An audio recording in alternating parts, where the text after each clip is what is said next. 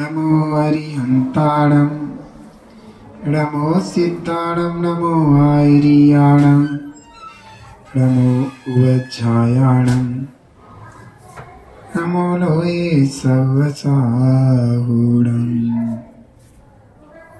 बोलो 24 तीर्थंकर भगवान की जय, पंच परमेष्ठी भगवान की जय, जिनवाणी माता की जय, गौतम गणधर देव की जय, आचार्य श्री कुंद कुंद स्वामी की जय, आचार्य श्री शांति सागर जी मामनी राज की जय, आचार्य गुरुदेव श्री धर्मभूषण जी महामुनि राज की जय, आचार्य श्री सम्यक भूषण जी महामुनि राज की जय। आचार्य श्री भारतभूषण जी महाराज की जय। समस्त मुनि संघ की जय। नमोस्तु महाराज, नमोस्तु महाराज।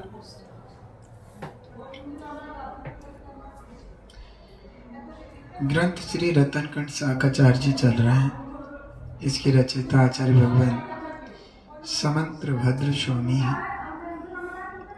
आचार्य भगवान समंत्र भद्र स्वामी ने इस ग्रंथ के अंदर श्रावक का जीवन कैसा होना चाहिए ऐसा प्रतिपादन किया।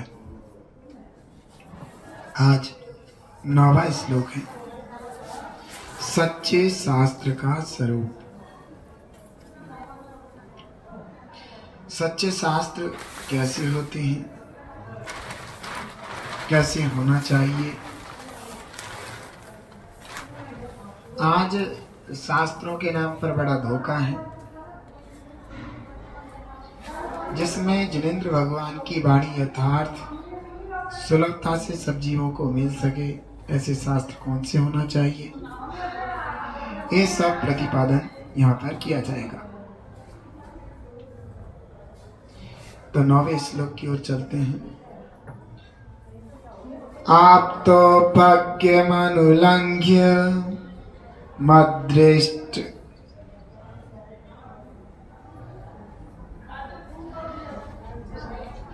मद्दृष्टिष्ट विरोधकं तत्त्वोपदेशकृत सार्वं शास्त्रं कापट्घट्टनम्। आचार्य भगवान कहते हैं कि वह शास्त्र कैसा होना चाहिए।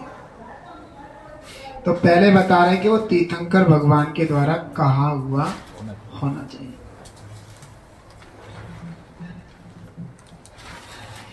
जो सच्चे शास्त्र हैं वो कैसे होना चाहिए। तो सच्चे शास्त्र की परिभाषा में कह रहे कि वो तीर्थंकर भगवान के द्वारा कहा हुआ होना चाहिए।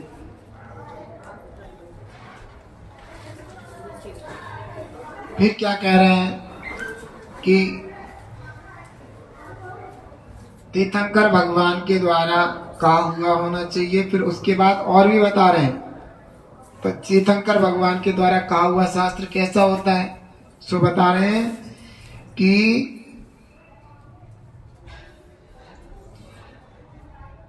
जो किसी के द्वारा उल्लंघन ना किया जा सके, जिस शास्त्र को किसी के द्वारा हराया जा ना सके, ऐसा होना चाहिए। उस शास्त्र का कोई उल्लंघन ना कर सके। कैसे उल्लंघन हो जाता है, वो ऐसे हो जाता है, एक जगह सीता कह रही है अपने पुत्र लवकुश से कि बेटा हरी लकड़ी जलाने के लिए मत लाया करो, इसमें जीव होते हैं। हरे पौधों को वृक्षों को मत काटा करो, इसमें जीव होता है। और दूसरी जगह सीता कह रही है वो जो सोने का हिरन है वो मुझे बहुत पसंद है, उसको लाओ, मैं डाइनिंग टेबल पर या अपने शोरूम में अपने घर की शो वाली जो जगह है वहां पर सजाऊंगी। तो उल्लंघन हो गया बात का।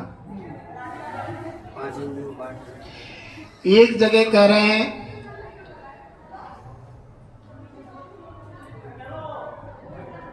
कि वही होगा जो जीवों के द्वारा कर्मों से रचा गया है। एक जगह कह रहे हैं कि राम के बिना कुछ नहीं होगा, तो उल्लंघन हो गया, स्वयं ही अपनी बात कट गई। एक जगह कह रहे हैं कि जैसा करेगा वैसा भरेगा, एक जगह कह रहे हैं कि जो राम करेंगे वो होगा, कट गई। तो ये उल्लंघन हो गया। तो कहते सच्चे शास्त्र में ऐसे शब्द हों, क्योंकि तीर्थंकर भगवंत का साक्षात कहा गया सच्चा शास्त्र, उसका कोई उल्लंघन नहीं कर सकता। फिर कह रहे हैं आगे सुनो, और कैसा होना चाहिए सच्चा शास्त्र? प्रत्यक्ष और अनुमान आदि के विरोध से रहित होना चाहिए। जो शास्त्र में कहा गया वो प्रत्यक्ष रूप से देख लो तो भी विरोध नहीं कर सकते, और अनुमान लगा के देख लो तो भी विरोध नहीं हो सकता। जैसे अन्यों के शास्त्रों का विरोध हो जाता है। कैसे विरोध हो जाता है? कि कर्ण कान से पैदा हुआ, प्रत्यक्ष में कहीं भी कर्ण का कोई भी बच्चा अपनी मां के कान से पैदा होता हुआ दिखता नहीं है, दिखता है? तो प्रत्यक्ष में विरोध आ गया। ऐसी बहुत सारी चीजें जो अनुमान लगा के भाई अनुमान लगाओ ऐसा हो सकता है क्या, क्या क्या हो सकता है, अनुमान लगाओ। तो क्या हो सकता है कि कभी किसी स्त्री की शादी बंदर से हुई हो और उसके बंदर पैदा हुआ हो, अनुमान लगाओ।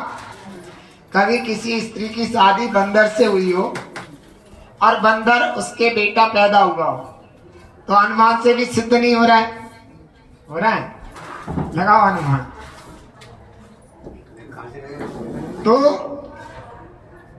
तो ऐसे कोई शब्द और वाक्य ना हो जो अनुमान से या प्रत्यक्ष से विरोध को प्राप्त हो। जिन शास्त्रों में ऐसे कोई वाक्य नहीं मिलते, क्योंकि वो जिनेंद्र भगवान के द्वारा प्रतिपादित शास्त्र। अन्यों के शास्त्र राग देश के कारण, अपनी मंद बुद्धि, अज्ञानता, मिथ्या के कारण रचे हुए होते हैं। उनमें सारे के सारे दोष दिखाई देते हैं। समझ में आ रहा है? और कैसा होना चाहिए सच्चा शास्त्र? तो कह रहे हैं तत्व का उपदेश करने वाला होना चाहिए। तत्व किसे कहते हैं? वस्तु के स्वभाव को तत्व कहते हैं। तो वस्तु के स्वभाव का उपदेश करने वाला हो, वह सच्चा शास्त्र है। तो अपने जिन धर्म के अलावा निगंत जिन धर्म में जो शास्त्रों की रचना है, वो सब के सब वस्तु के स्वभाव का वर्णन करने वाले हैं। अन्यों के यहाँ जितने भी शास्त्र है वो कोई भी वस्तु के स्वभाव का ठीक प्रतिपादन करने वाला नहीं है। वस्तु के स्वभाव को प्रतिपादन करने वाला होना चाहिए शास्त्र। जैसे जीव का स्वभाव जानना देखना है, कहाँ अन्यों के शास्त्रों में मिलता है कि जीव का स्वभाव क्या है? वे कहेंगे जीव का स्वभाव है, व्यवहारिक चीजें बताएंगे, इंसानियत। जीव का स्वभाव माता पिता की सेवा करना, क्यों? जीव का स्वभाव है अपने मोड़ा बच्चन की शादी ब्याह करना।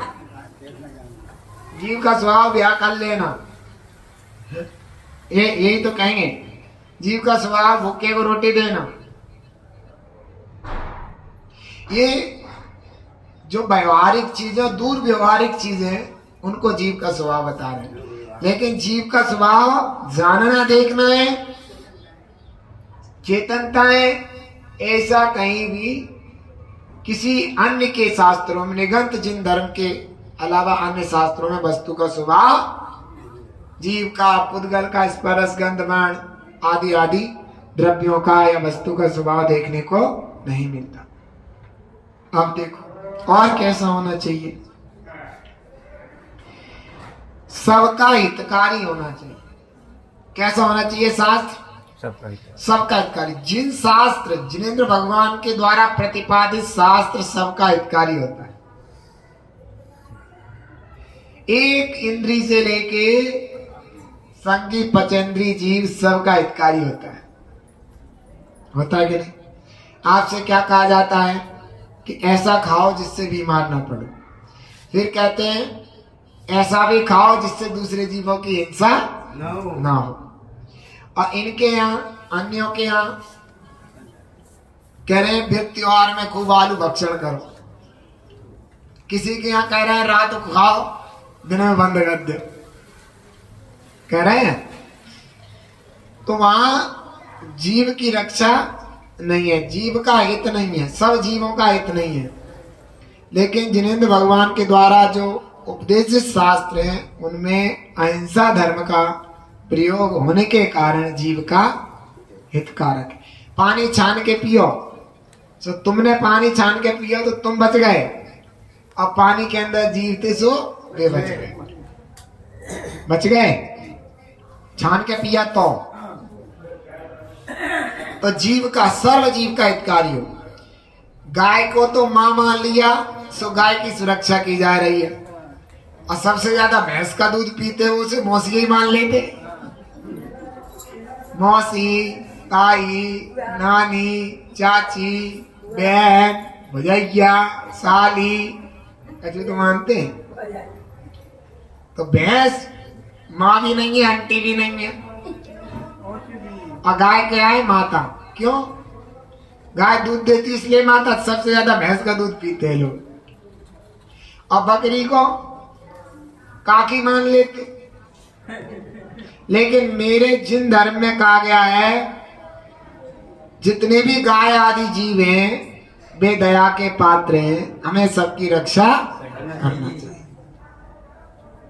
समझ में आया? जहां जिसकी रक्षा की जरूरत है हमें उसकी रक्षा करना चाहिए। गौशाला में सिर्फ गाय नहीं, गधा बीमार है तो वो भी रहने का अधिकारी है। ऊंट बीमार है वो भी रहने का अधिकारी है। बकरी बकरा बीमार है वो भी। गौशाला में सिर्फ गाय ही रहने का अधिकारी नहीं है, अगर तुम जीव दया चाहते हो। क्यों? सारे जीव आवेंगे उसमें। तो हमारा जिन धर्म एक गाय को ही प्राथमिकता नहीं देता, ना गाय को माता मानता, ना भैंस को चाची। वो तो एक जीव मानता है और उन पे दया करके उनकी सुरक्षा रक्षा करता है। समझ गए? ये जिन धर्म का तो सबका हितकारी है। और सच्चे शास्त्र कैसे होते हैं? मिथ्या मार्ग का खंडन करने वाले होते हैं। जो अनेकों मिथ्या धर्म चल रहे हैं, मिथ्या मार्ग बता रहे हैं, झूठा मार्ग बता रहे हैं, जीवों को बेला फुसला करके कुमार्ग में लगा रहे हैं, उसका खुलासा करने वाला है जिन धर्म, सच्चे शास्त्र। कि भाई वो ठीक रास्ता नहीं है, उस रास्ते नहीं जाना। जैसे अगर सच्चे माता पिता होते हैं तो उनका बच्चा किसी शराबी के साथ एक दिन उन्होंने देख लिया तो क्या कहेंगे? वो शराबी है, अच्छा व्यक्ति नहीं है, तुम उसके साथ रहोगे, तुम भी शराबी हो जाओगे। वो अपने घर का नाश कर चुका है, तुम भी अपने घर का नाश कर दो। तो सच्चे शास्त्र मिथ्या मत का खंडन करने वाले, मिथ्या मार्ग जो कुमार्ग है उसमें जीव को जाने नहीं जाते देते, क्योंकि जो सच्चे शास्त्र उनको पढ़ करके जीव कुमार्ग में फिर भटकता नहीं, करवा चौथ नहीं मनाता, होली नहीं मनाता, है ना? क्या भाई? देव पितरों को नहीं मनाता, दीपावली पे देवी देवताओं को नहीं बिठाता, रक्षाबंधन के समय पौची के चक्कर में नहीं पड़ता, राखी के चक्कर में नहीं पड़ता, वात्सल्य भाव से साधर्मी की रक्षा करने का भाव रखता है। तो ये सब सच्चे शास्त्र के लक्षण बताए। सच्चे देव के लक्षण बताए थे पहले, फिर गुरु के बताए, अब सच्चे शास्त्रों के लक्षण बताकर इनमें यही ध्यान रखना कि जो सुशास्त्रों को पढ़ता है, सच्चे शास्त्रों को पढ़ता है, उसका जीवन शीघ्र ही परमात्म तत्व में प्रकट हो जाता हुआ भगवान बन जाता है। इसी भाव के साथ ओम नमः। नमः। ये जिनवाणी भारती जो तेरे शरणा गए सो पावे जावानी के ज्ञान से सूझे लोकालोक सोवानी मस्तक धरे सदा देख हैं लोग। नौ बार